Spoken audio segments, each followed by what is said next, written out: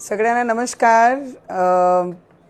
सगळ्यात मोठी आम्हाला तर माहीत नव्हतं 2011 मध्ये कशी जनगणना झाली, पण हे भारतातली सगळ्यात मोठा निर्णय जे आज केंद्र शासनाने केंद्र सरकारने घेतलेला आहे की 1 मे पासून ते 15 मे पर्यंत जे ऑनलाइन एक वेबसाईट आहे त्यावर जाऊन आपण स्वतःची जनगणना आपण करून घेतली पाहिजे अशी शासनाने डिजिटल जनगणना म्हणून त्यांनी फॅमिलीची कुटुंबाची त्यांनी केलेली आहे।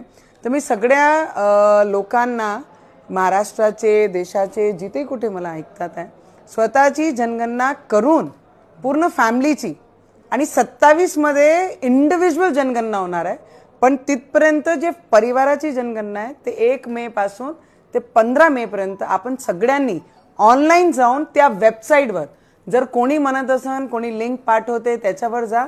हा सगळं ना करताना जी सरकारी वेबसाईट आहे दिलेली आहे पूर्ण सोशल मीडियावर आहे आणि जे अधिकारी देतील त्याच्यावर जाऊन आपली स्वतःच्या परिवाराची नोंद आपण जनगणना म्हणून केली पाहिजे। हा सगळ्यांना विनंती करते आणि सरकारने जे सांगितलं त्यांनी ते केलं आणि आमचे अमरावती महानगरपालिकाची मी माझी करत आहे ऑनलाइन जाऊन वेबसाईटवर सरकारी वेबसाईटवर जाऊन मी माझी जनगणना माझे परिवाराची नोंद करत आहे। आपण सगळ्यांनी करावी एवढी विनंती।